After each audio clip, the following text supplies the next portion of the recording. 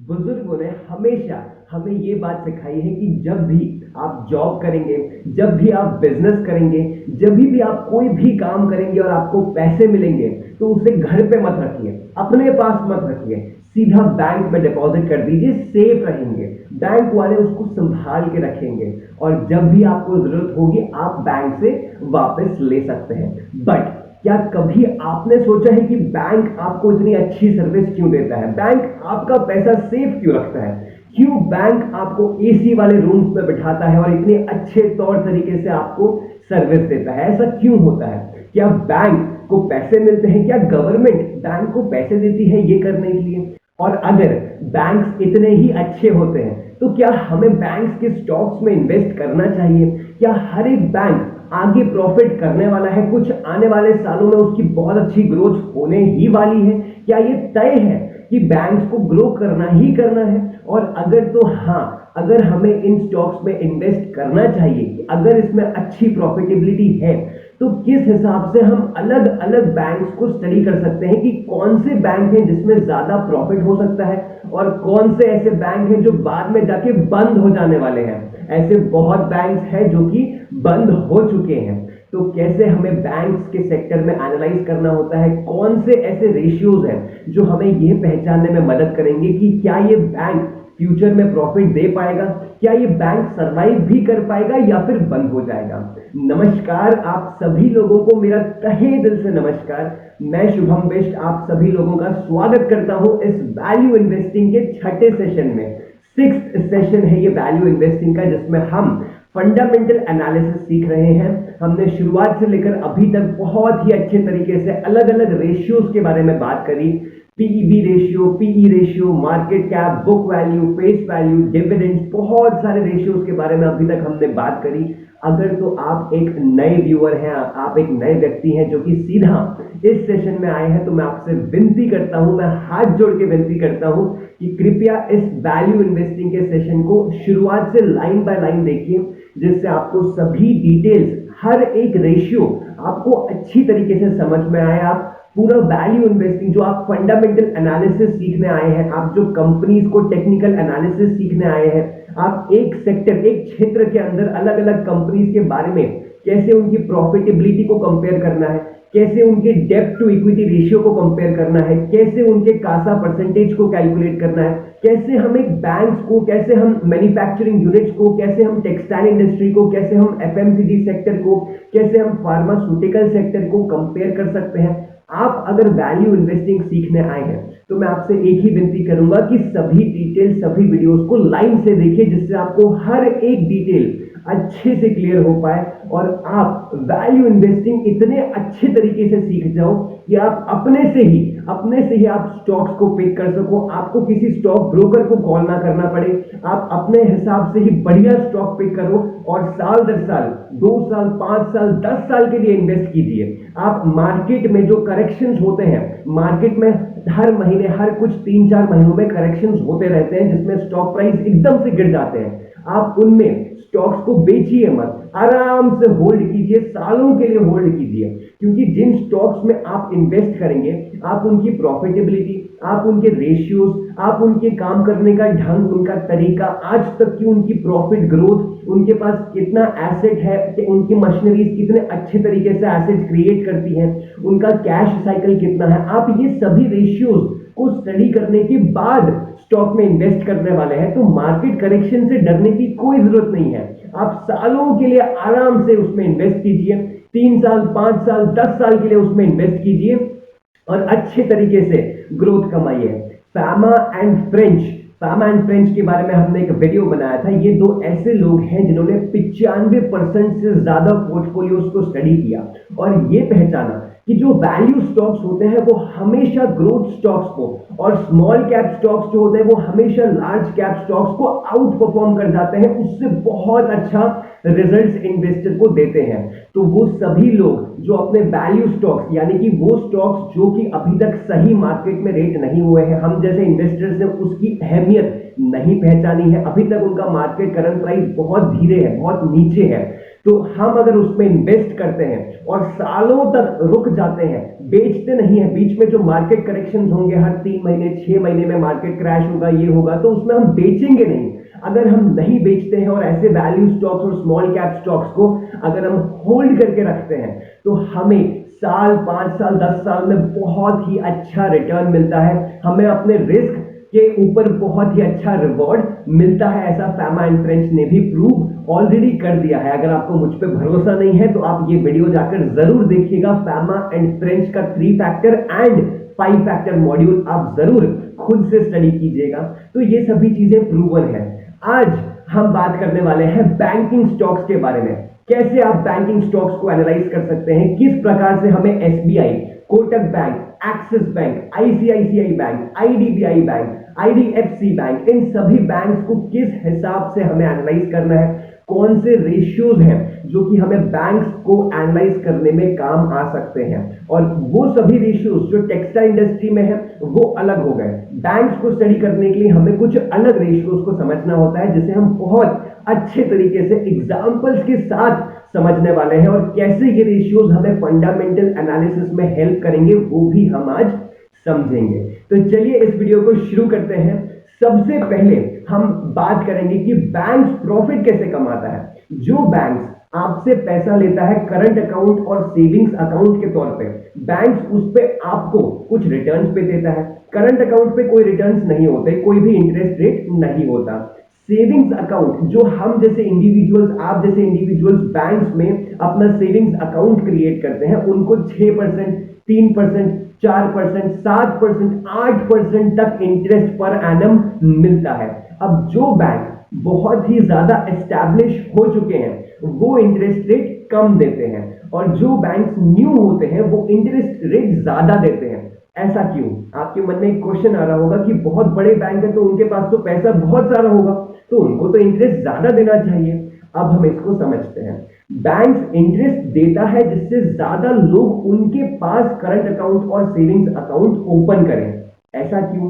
क्योंकि bank profit कैसे कमाता है? आपसे जो पैसा लिया उसको आगे लोन के तौर पे दिया, और उस लोन पे जो इंटरेस्ट रेट आएगा वो इंटरेस्ट रेट माइनस जो आपको इंटरेस्ट रेट दिया है सेविंग्स अकाउंट में, ये जो उसका डिफरेंस बचता है वो बैंक्स का प्रॉफिट होता है। अब आप लगभग समझ लीजिए, एग्जैक्ट ये फिगर नहीं होगा क्योंकि उसमें कुछ अमाउंट होता है जो कि आरबीआई के पास भी होल्ड रखना पड़ता है।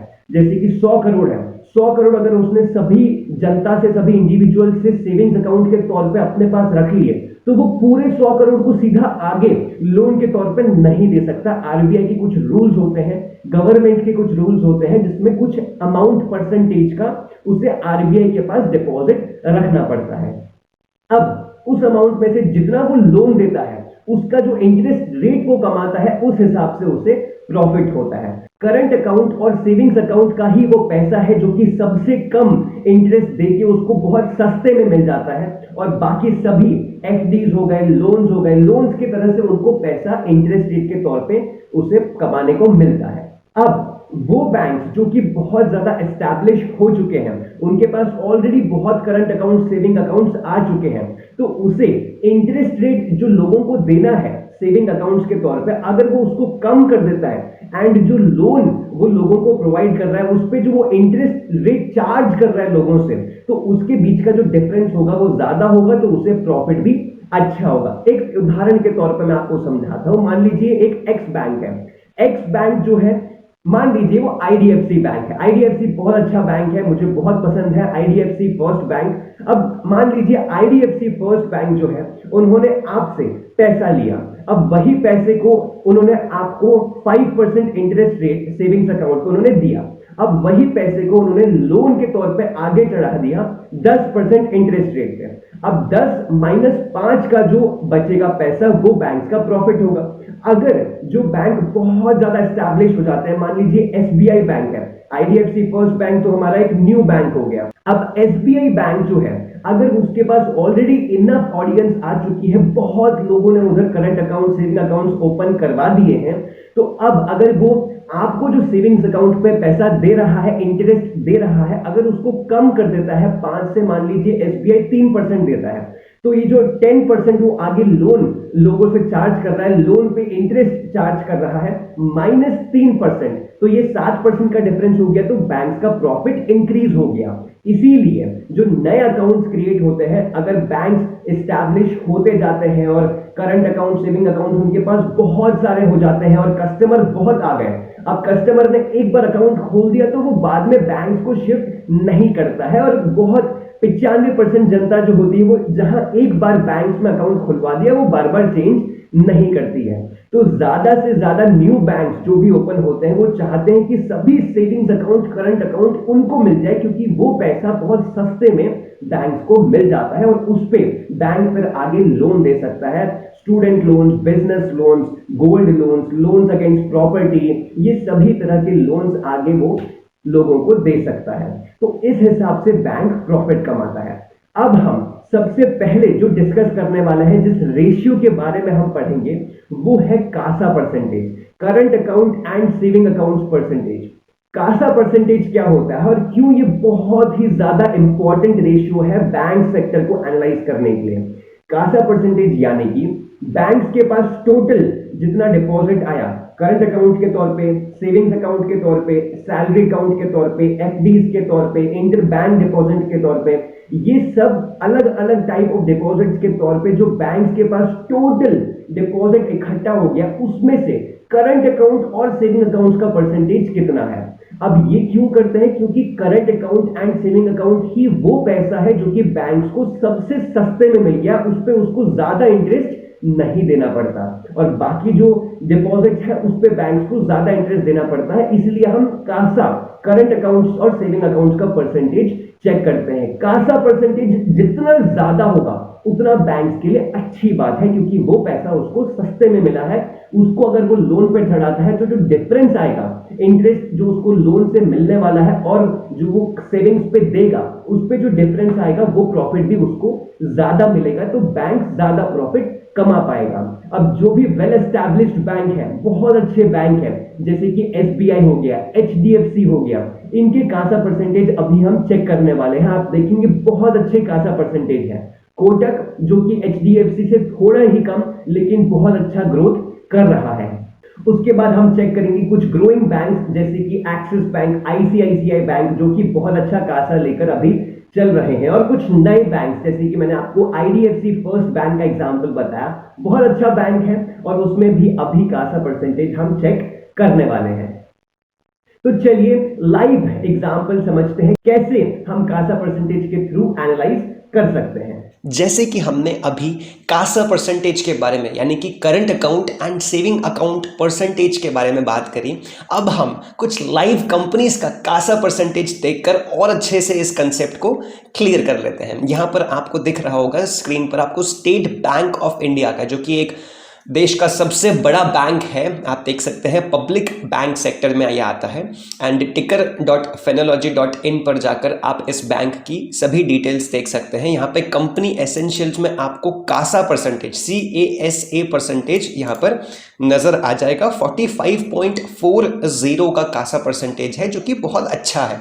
अगर इसको बाकी बैंक्स से कंपेयर करें, जैसे कि HDFC, जो कि देश का बहुत ही बड़ा और बहुत ही अच्छी तरीके से मैनेज किया गया बैंक है, अगर आपको किसी भी पीयर्स को कंपेयर करना है तो आप HDFC को एज अ बेस लेकर कंपेयर कर सकते हैं। जितने अच्छे रेशियोज HDFC के हैं, बहुत कम ही बैंक है जो कि HDFC को कॉम्पीट कर सकते हैं।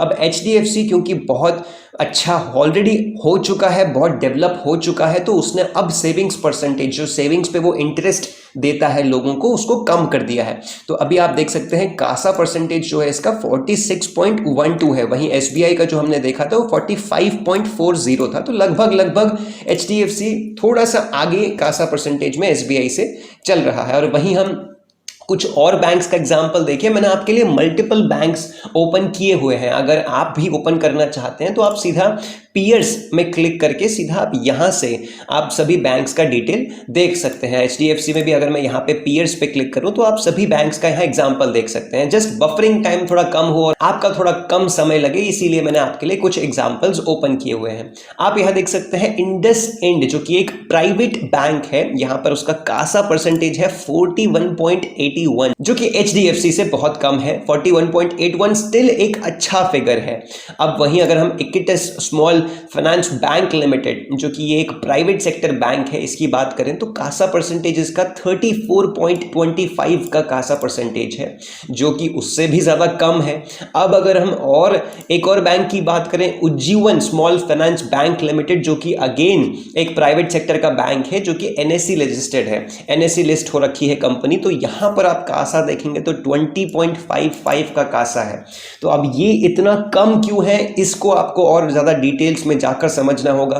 क्या ये कंपनी नहीं है, क्या ये बैंक नया नया ओपन हुआ है, या फिर कासा परसेंटेज अभी तक ये इंप्रूव क्यों नहीं कर पाया है, वो आपको और डिटेल में समझने के लिए इनकी कंपनी प्रेजेंटेशंस को, एनुअल रिपोर्ट्स को समझना होगा। इतने सालों से ये बैंक चलता आ रहा है फिर भी इसका कासा परसेंटेज इतना लो क्यों है। तो इस तरीके से आप हर एक बैंक का अपना कासा परसेंटेज चेक कर सकते हैं। अब यहाँ आप देखेंगे IDFC फर्स्ट बैंक जो मैं आपको बता रहा था 51.75 कासा परसेंटेज जो कि HDFC से भी ज़्यादा चल रहा है। अब ये ऐसा क्यों है और किस कारण से ये इससे ज़्यादा है, क्या ये HDFC से भी अच्छा स्टॉक है, वो हम सिर्फ एक रेशियो देखकर नहीं बता सकते। अब हम और रेशियोज के बारे में जानेंगे, चलिए चलते हैं। अभी आपने समझा कासा परसेंटेज और किस हिसाब से हमें कासा परसेंटेज अलग अलग बैंक्स में मिल जाएगा और कैसे हम उसको कंपेयर कर सकते हैं। अब हम समझने वाले हैं नेट NPA परसेंटेज। बहुत ही इंपॉर्टेंट रेशियो है बैंक्स के कंसेप्ट में, और NPA रेशियो ही आपको बताता है कि कौन सा बैंक है जो कि ज्यादा एफिशिएंट है अपने कैपेबिलिटीज में, अपनी वर्किंग में, अपने काम करने के ढंग में। बिकॉज बैंक्स का जो काम होता है, बैंक्स का काम ही है लोन देना।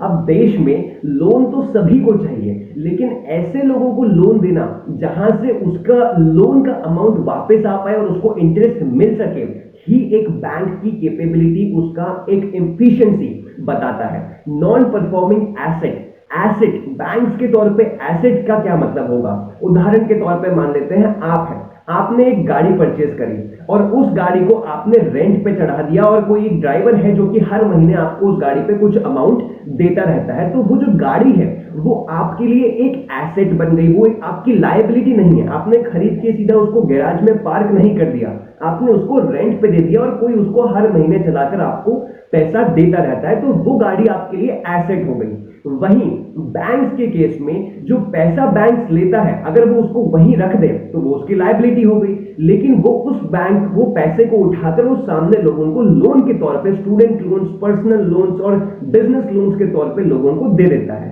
जहां से उसको इंटरेस्ट रेट मिलने वाला है। अब उसको इंटरेस्ट भी मिलेगा और लोन का पूरा अमाउंट भी वापस मिलेगा, तो वो उसके लिए एसेट हो गया। अब नॉन परफॉर्मिंग एसेट NPA हमें क्या बताता है कि ऐसा एसेट, ऐसा पैसा जो कि उसने मार्केट में बांटा है, जो कि अभी तक उसको रिटर्न नहीं मिल पाया है, अभी तक उन लोगों ने उसको पैसा वो वापस नहीं किया है। तो जिन बैंक्स का NPA परसेंटेज बहुत ज्यादा होगा, यानी कि वो बैंक पहचान ही नहीं पा रहा है कि किनको पैसा दूं कि पैसा वापस आए और किनको पैसा ना दूं। तो जिन बैंक्स का NPA बहुत कम होता है, जैसे HDFC के केस में ले लीजिए, बहुत ही कम NPA अभी उसका बना हुआ है। कोटक बैंक ले लीजिए, ICICI बैंक ले लीजिए, ये कुछ ऐसे बैंक हैं जिनका NPA परसेंटेज बहुत अच्छा है, मतलब नॉन परफॉर्मिंग एसेट बिल्कुल ना के बराबर है। वो बहुत अच्छी तरीके से पहचान लेते हैं कि कौन है जिनको पैसा देंगे तो भाई ये रिटर्न करने वाले हैं, ये लोग पैसा हमें लौटा देंगे, हमारा पैसा बर्बाद नहीं हो जाएगा। अब NPA से जुड़ा हुआ एक और टर्म हम इसके साथ समझ लेते हैं, फिर हम इसको लाइव एग्जांपल में समझेंगे। NPA के बाद आता है cost of liabilities. Cost of liabilities यानी कि जो बैंक के पास पैसा है, लायबिलिटीज आप समझ गए, मैंने कुछ चीजें ली और उसको अपने पास रख दिया लेकिन सामने नहीं दिया, तो वो हो गया लायबिलिटी।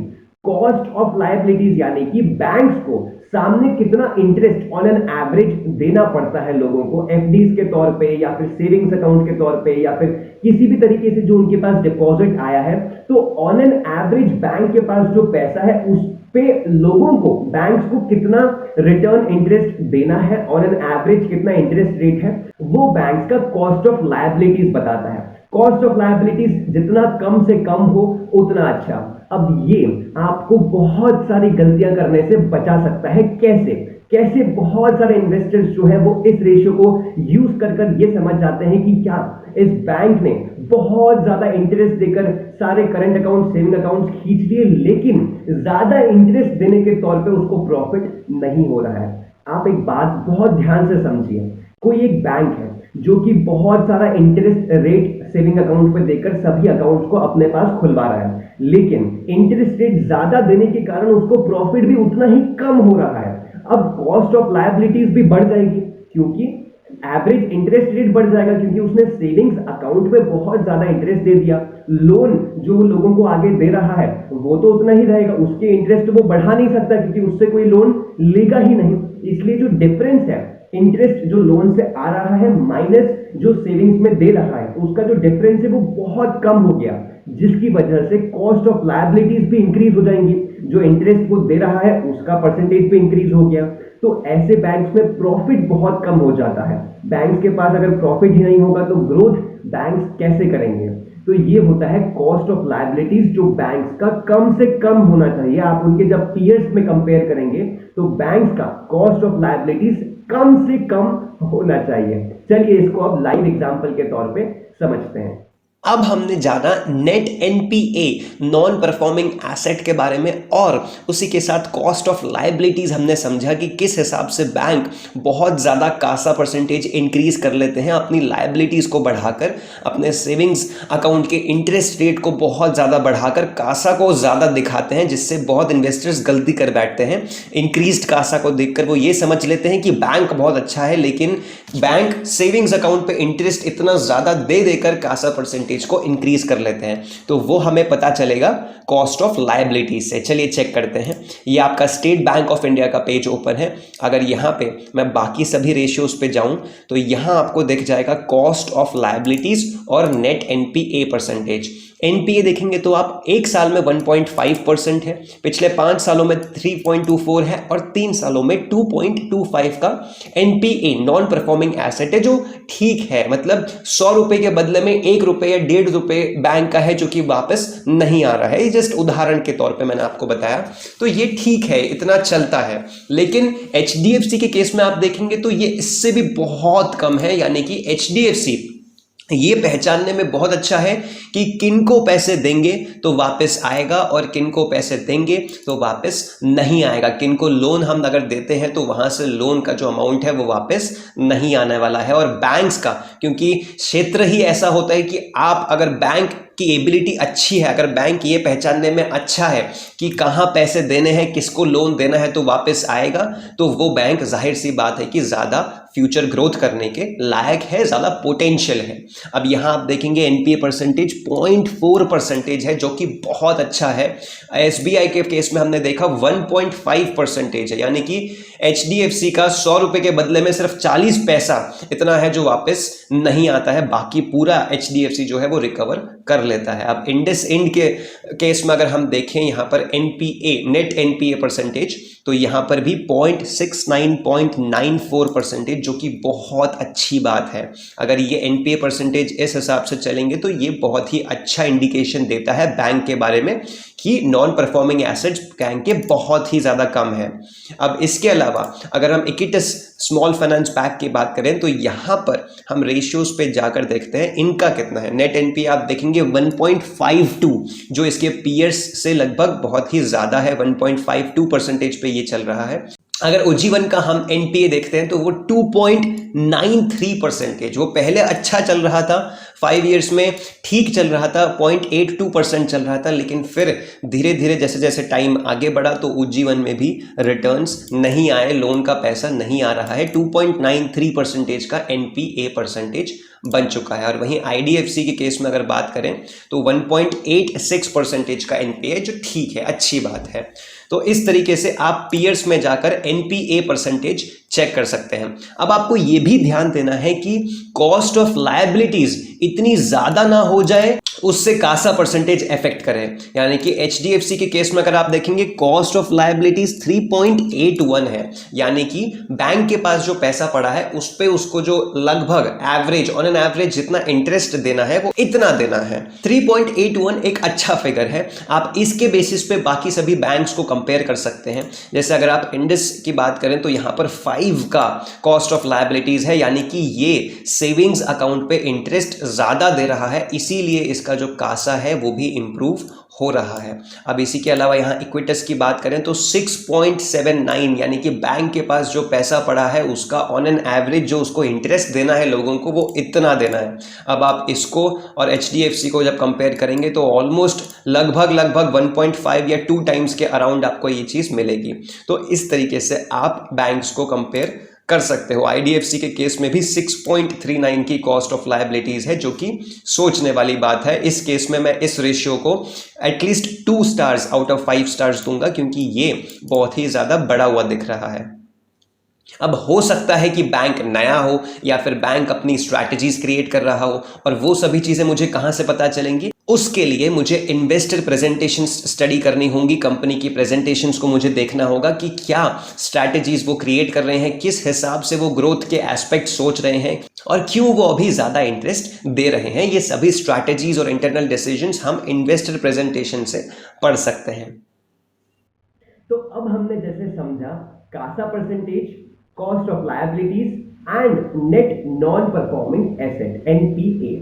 अब हम समझते हैं एडवांसेस ग्रोथ, जो कि बहुत इंपॉर्टेंट टर्म है, बहुत मजेदार टर्म है। बैंक्स के ये सभी टर्म बहुत मजेदार है, क्योंकि बैंक्स में हम अक्सर जाते रहते हैं, हमारे सभी पैसे बैंक में डिपॉजिट है, तो बहुत अच्छा लगता है कि कौन सा बैंक अच्छा है, कौन सा बैंक बहुत प्रॉफिट कर सकता है। तो ये बहुत नया कंसेप्ट है हम सभी के लिए, और आशा करता हूं आपको भी बहुत मजा आ रहा होगा। अब हम समझते हैं एडवांसेस ग्रोथ के बारे में। एडवांसेस ग्रोथ यानी कि एक बैंक कितनी तेजी से ग्रो कर रहा है वो बताता है एडवांसेस ग्रोथ। अब बैंक ग्रो कैसे करेगा कि जितना ज्यादा वो लोन लोगों में बांट सकता है, जितना ज्यादा इंटरेस्ट वो लोन के तौर पे लोगों से ले सकता है, तो वो एडवांसेस ग्रोथ से हमें पता चल जाता है। क्या बैंक्स को लोन बांटना मुश्किल है? देश में ऐसे लोगों की कमी बिल्कुल नहीं है जिनको लोन चाहिए। तो बैंक चाहे तो लोन बहुत तेजी से बांट सकता है, लेकिन अब हम इसको एक स्ट्रेटेजिक तौर पे समझें, अगर एक्चुअल प्रैक्टिकल तौर पे समझें, टेक्निकल तौर में समझें, तो बैंक अगर बहुत तेजी से लोन बांट देगा और ऐसे लोगों को भी बैंक लोन दे देगा जो कि रिटर्न नहीं कर पाएंगे, बैंक्स का एनपीए, नॉन परफॉर्मिंग एसेट, बहुत तेजी से इंक्रीज कर जाएगा। अगर एनपीए इंक्रीज हो गया तो बैंक्स को रिटर्न ही नहीं मिलेगा अपना पैसा, जिसकी वजह से बैंक को प्रॉफिट ही नहीं हो पाएगा। और अगर बैंक्स का पैसा डूबा यानी कि बैंक्स तो बंद हो जाएंगे। इसीलिए बैंक्स को बहुत सावधानी से यह पहचानना होता है कि किन लोगों को वो पैसा देगा तो उनका एनपीए इंक्रीज ना हो और बैंक्स को पैसा वापस मिल पाए और बैंक्स प्रॉफिट कमा पाए। तो एडवांसेस ग्रोथ हमें यह बताता है कि बैंक कितनी तेजी से ग्रो कर सकता है, कितने ज्यादा लोन वो लोगों को प्रोवाइड कर सकता है। अब आप इसको एचडीएफसी के तौर पे समझ सकते हैं, हम इसका आईसीआईसीआई में एग्जांपल देखेंगे, हम इसका एक्सिस बैंक में एग्जांपल देखेंगे कि कैसे ये बैंक्स अभी एडवांसेस ग्रोथ ला रहे हैं या ला सकते हैं फ्यूचर में। अब एडवांसेस ग्रोथ के साथ साथ हम एक और टर्म समझने वाले हैं, वो होता है कैपिटल एडिक्वेसी रेशियो। बैंक्स पैसा जितना ज्यादा दे सकता है जब बैंक्स के पास पैसा होगा, अगर पैसा ही नहीं होगा तो वो आगे देगा कैसे, लोन बांटेगा कैसे। तो पैसा कितना है वो बताता है capital adequacy ratio, CAR ratio.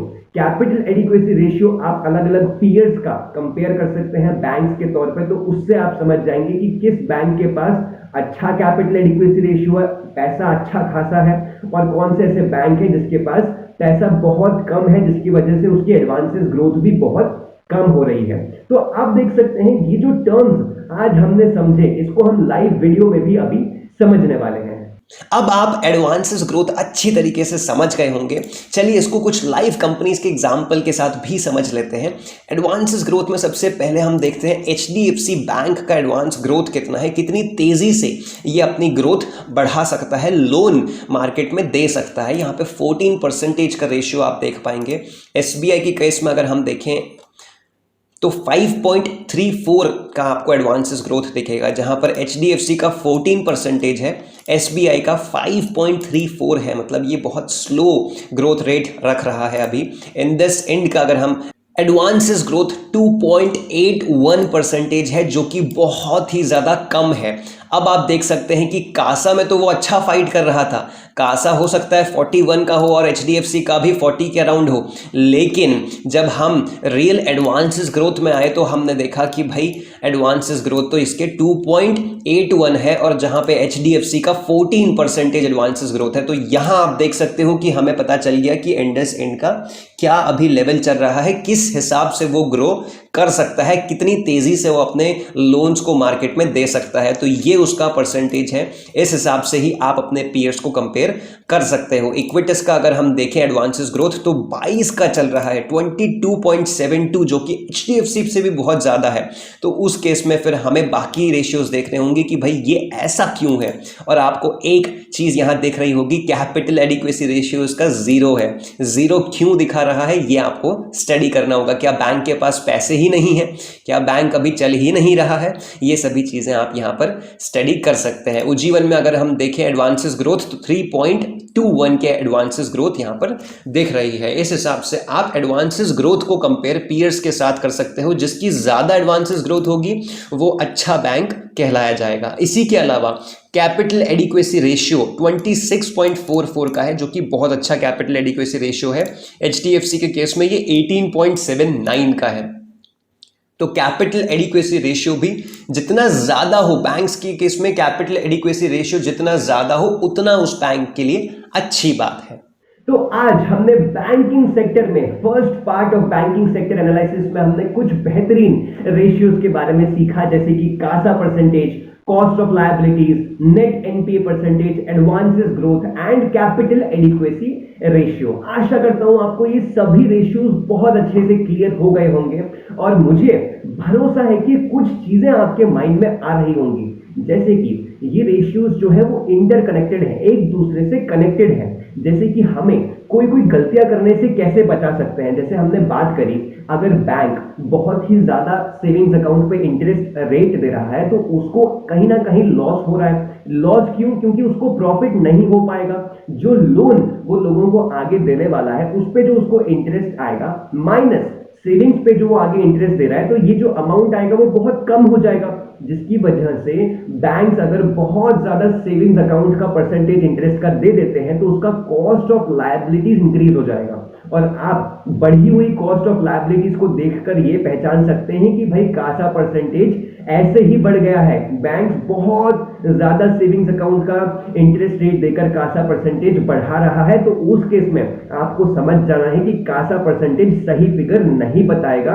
अच्छे पीयर्स फंडामेंटल एनालिसिस करते समय कासा परसेंटेज उस बैंक के लिए भरोसेमंद नहीं है, क्योंकि वो बहुत ज्यादा सेविंग्स अकाउंट का रिटर्न दे रहा है। कॉस्ट ऑफ लायबिलिटीज, जो पैसा बैंक के पास पड़ा है वो कॉस्ट ऑफ लायबिलिटीज बहुत ज्यादा है, उसको बहुत ज्यादा इंटरेस्ट उस पर देना पड़ रहा है। अब एडवांसेस ग्रोथ, अगर बैंक एडवांसेस ग्रोथ को बढ़ा देता है तो आपको ये चेक करना है कि क्या उसके नॉन परफॉर्मिंग एसेट तो बढ़ नहीं गए। अगर नॉन परफॉर्मिंग एसेट बढ़ गए यानी कि वो ऐसे लोगों को भी लोन दे रहा है, या फिर बैंक लोन ऐसे लोगों को दे रहा है जो कि उसको पहचान नहीं पा रहा कि एक्चुअल में कि वो लोन का पैसा उसको वापस मिलेगा या फिर नहीं मिलेगा। फिर हमने समझा कि एडवांसेस ग्रोथ अगर कोई बैंक बहुत बढ़ा लेता है तो हमें NPA, non performing asset check करना है। क्या बैंक्स की ऐसी हालत तो नहीं जहां पर उसको अपना लोन का दिया हुआ पैसा ही वापस नहीं मिल पा रहा है, तो वो भी आपको बहुत ध्यान से देखना है। बैंक्स वही काम के हैं जो पहचान सकते हैं कि उनका पैसा जो मार्केट में गया है, जिन लोगों को उसने लोन दिया है, वो एक्चुअल में रिटर्न आएगा भी कि नहीं आने वाला है। तो NPA परसेंटेज कम से कम हो, एडवांसेस ग्रोथ ज्यादा से ज्यादा हो, कैपिटल एडिक्वेसी रेशियो ज्यादा से ज्यादा हो, कासा ज्यादा से ज्यादा हो, लेकिन कॉस्ट ऑफ लायबिलिटीज कम से कम हो। तो ये सब चीजें आपको बैंक सेक्टर में एनालाइज करनी है। बैंक्स का एक और वीडियो हम सेकंड पार्ट लाने वाले हैं, जिसके बाद आप बहुत अच्छे तरीके से सभी बैंक्स को स्टडी करना समझ जाएंगे, फंडामेंटल एनालिसिस बैंक्स का करना समझ जाएंगे, और फिर आप ये सभी रेशियोज को कंपेयर करके इन्वेस्टर प्रेजेंटेशंस को और इनकम रिपोर्ट्स को आप पढ़ सकते हैं। तब जाके आपको बहुत अच्छे तरीके से एक सही बैंक चुनने में मदद मिलेगी। आशा करता हूं आप जितना भी हार्ड वर्क करते हैं, आप जितनी मेहनत करते हैं, उतना अच्छा फल, उतना बड़ा फल और उतना फाइनेंशियल फ्रीडम, यानी कि अपने फैमिली के साथ एक अच्छी लाइफ जीना, एक हैप्पी लाइफ जीना, कोई टेंशन नहीं, कोई रिस्क नहीं, कोई माइंड में डर नहीं, ऐसी लाइफ जीना, और बहुत जल्द आपको ये लाइफ जीने का मौका मिले। जितनी हार्ड वर्क आप करते हैं उतना ही अच्छा रिजल्ट आपको मिले। और मैं ऐसा सोर्स बनने के लिए बहुत ही ज्यादा खुद को खुश नसीब हूं कि मुझे ये अपॉर्चुनिटी मिली कि मैं आपसे ये सभी नॉलेज शेयर कर पा रहा हूं। जितनी नॉलेज मैं शेयर कर सकता हूं आप सभी के साथ, जितना मैंने लोगों को देखा है शेयर मार्केट से बहुत ही अच्छा रिटर्न्स पाते हुए, वो सभी चीजें मैं आपसे शेयर कर पा रहा हूं। मैं बहुत खुश नसीब हूं और मैं चाहता हूं कि आप सभी लोग अच्छे तरीके से वैल्यू इन्वेस्टिंग सीख जाएं, आप फंडामेंटल टेक्निकल एनालिसिस करना सीख जाएं और बहुत अच्छे स्टॉक्स आप पिक करें, जिससे आपको आने वाले कई सालों में बहुत अच्छा मार्केट से रिटर्न मिल पाए। आप सभी लोग फाइनेंशियल फ्री हो पाओ और अपनी फैमिली के साथ बहुत ही अच्छा समय बिता पाओ। चलिए, आशा करता हूं आप सभी लोगों का ख्याल रखेंगे, आपका दिन मंगलमय हो, आपका दिन बहुत अच्छा जाए। ख्याल रखिए अपना, अपनी फैमिली का और सभी लोगों का। चलिए, नमस्कार।